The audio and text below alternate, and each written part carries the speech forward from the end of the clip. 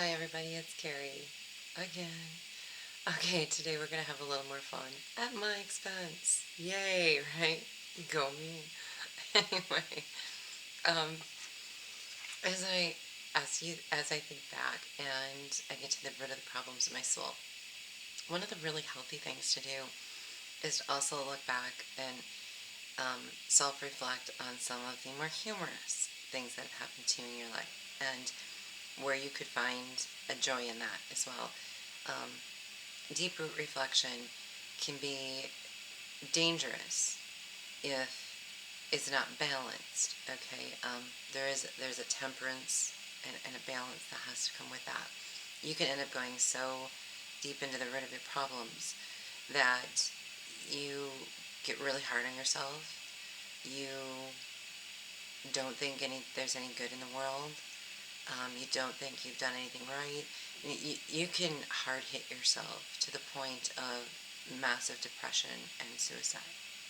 So, when I was going through it and I would hit some of those really rough edges, I did learn that I also have to take a humorous approach to things. That's why sometimes you'll see some Bible stories with a flip on it, you know, and I try to make it more humorous and in modern day, or I'll put my most embarrassing moments out there because an embarrassing moment is just a moment for you to laugh at yourself. And I've always said, if you can't laugh at yourself, don't be laughing at anybody else. Don't be picking fun at anybody because, we need to learn to have a sense of humor about ourselves as well. None of us are perfect.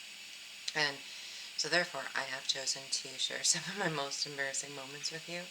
And they're moments of self-reflection that I still get a good laugh at when I look back at the situation. In this particular case, I'm going to call this the human bowling ball. That was me. I was a one-of-a-kind human bowling ball.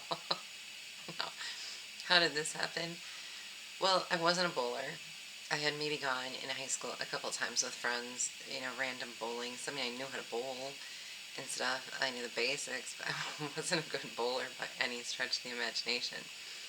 One night, my brother-in-law and his wife, who had been a part of a mixed couples league, she couldn't bowl.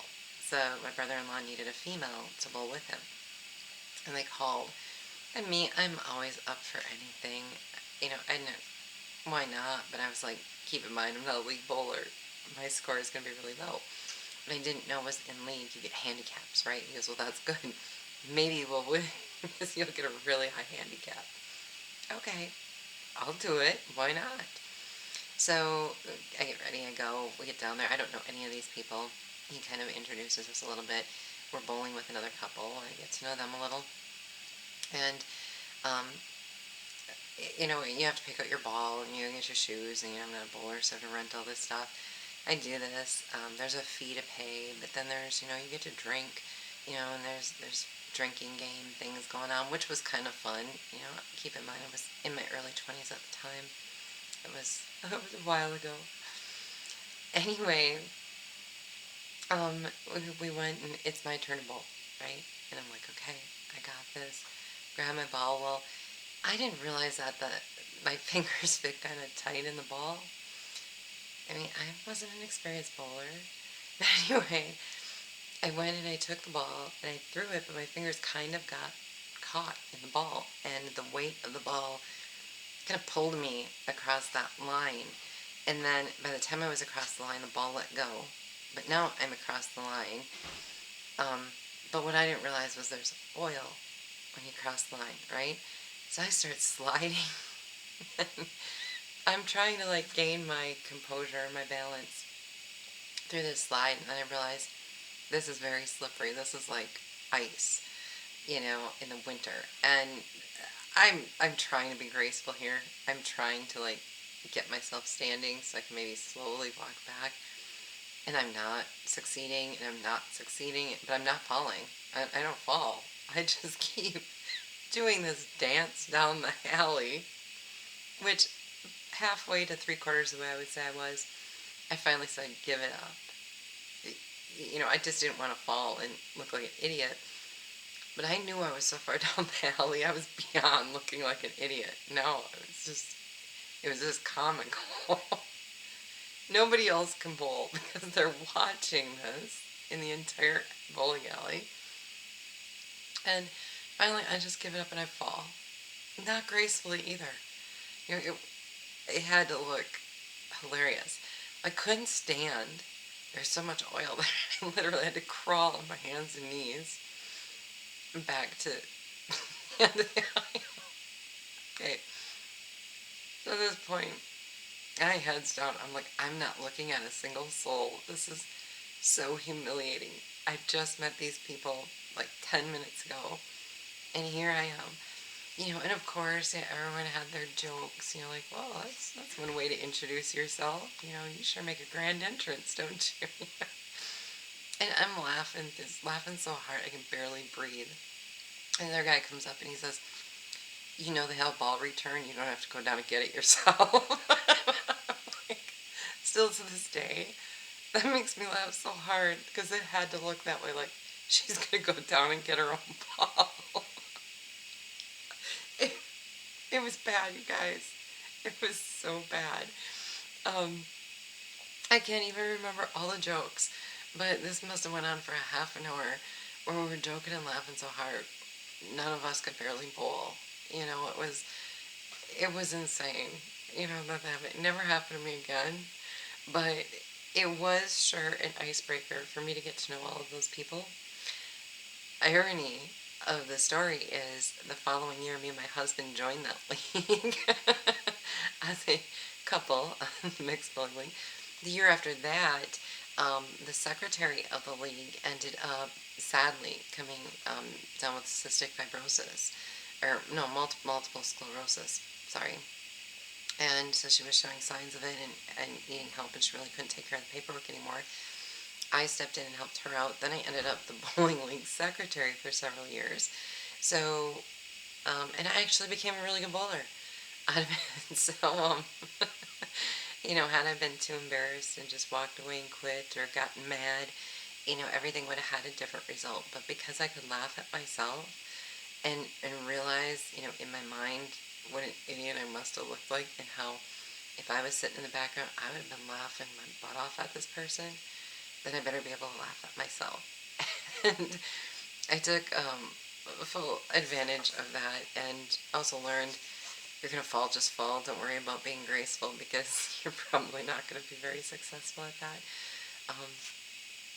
I don't know, people do it on stage all the time where they have clothing mishaps or whatever, and they have to try to make everything look graceful. In my case, it wasn't, but I think that was meant to be. It was really meant to be. Everything happens for a reason. I did need to make a grand introduction. Supposedly, I needed to learn how to lighten up and laugh at myself a little bit more. These were people that I needed to know at that time, and everything worked out really great. And there was a need for me to be there to help with the bowling secretary stuff and everything. So I can see where the placement of me in that situation happened, because one night I had to fill in a bowling league and look like an idiot, so everybody knew me.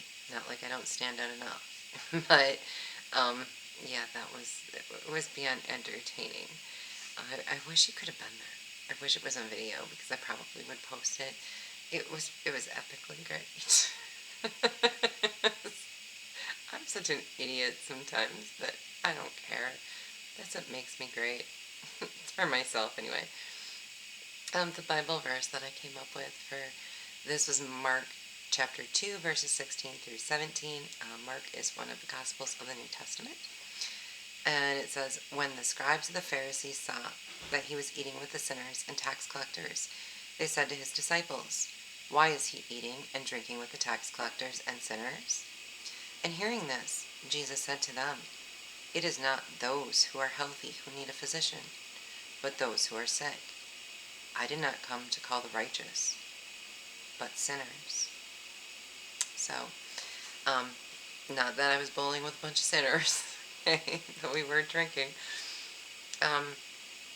It just reminded me of how we step out of our zone and we can fit into other environments and other groups that we don't think we belong to. I wasn't a bowler. I didn't think I belonged. But I did belong there, and I was meant to be there at that moment, just like Jesus was meant to sit with the tax collectors and sinners, because, again, he didn't come to save the righteous. He came to spread his word and offer help to the sinners so that they could see a new day, a different light. And as sinners today, and we all are, we can still learn something valuable from eating with Jesus. It doesn't have to be the Last Supper, but he was placed there, those people were placed there for a certain reason, right place, right time. Everything happens for a reason. And my wonderful escapade happened for a reason. Um, Learn how to get out and mingle amongst others and share your wisdom.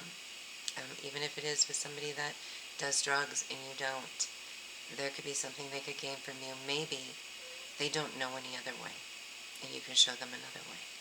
You know, teach them how to laugh at life so that they don't need those coping mechanisms to get by.